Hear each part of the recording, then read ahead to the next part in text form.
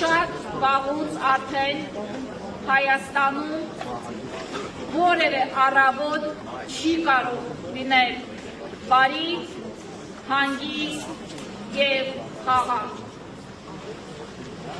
Մենք ամեն օր արթնանում ենք ինչ-որ տագնապով, մտածելով, թե ինչ է այսօր լինելու մեր երկրում։ Մեր կյանքը արդեն վաղուց կանխատեսելի չի և 2 օր առաջ ինչ-որ բան պլանավորել է դարձել է արկածախնդրություն մեզ համար։ Այսօր առավոտյան մենք ականատես ենք եղել բռնապետության մեկ բարձրագույն մակարդակի ևս։ Ես պարզապես հարց եմ ուզում հղել այն ուկրաիների, ովքեր եկեղեցու դուռը փակել և բուզարկություն են անում այնտեղ։ Դուք վաղը, մյուս օրը կնունքներ անելու եք, ձեր հարազատների հոգեհանգիստ կազմակերպելու եք,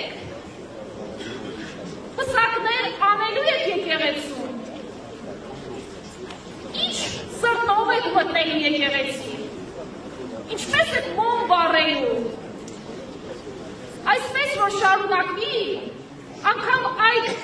միջոցառումները ամոթ չի լինելու, օրհնություն տվող չի լինելու։ Դուք սրա մասին մտածել եք, որ ձեր բարեկամների հոգու խաղաղության համար աղոթող չի լինելու։ Սա ողբերգություն է, սա արդեն ինչպես ասել է մեր շատ սիրելի սրբազանները, սա վաղուց քաղաքական պայքար չէ, սա արժեհամակարգի պայքար է, սա պայքար է հանում նրա, որ մեր բարեկամների, հարազատների հոգեհանգստի համար աղոթող լինի և խումբը, որը որ չի ուզում որ լինի։ Հիմա ձեր ընտրությունն է, դուք ուզում եք, թե չէ,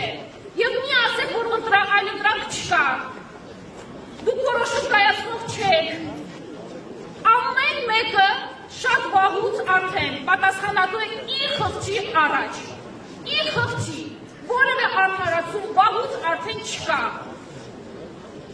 Եվ մենք շատ-շատերս,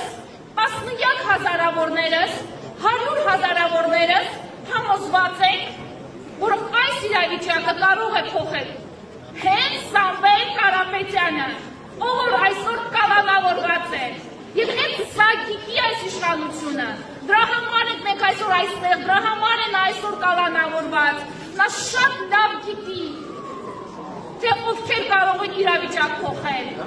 դրա համար են գնալով ավելի են բարձրացնում բռնապետության իրենց դոզաները։ Հետևաբար, Սամվել Կարապետյանը խղճի բանտարկյալ է, Սամվել Կարապետյանը քաղաքական բանտարկյալ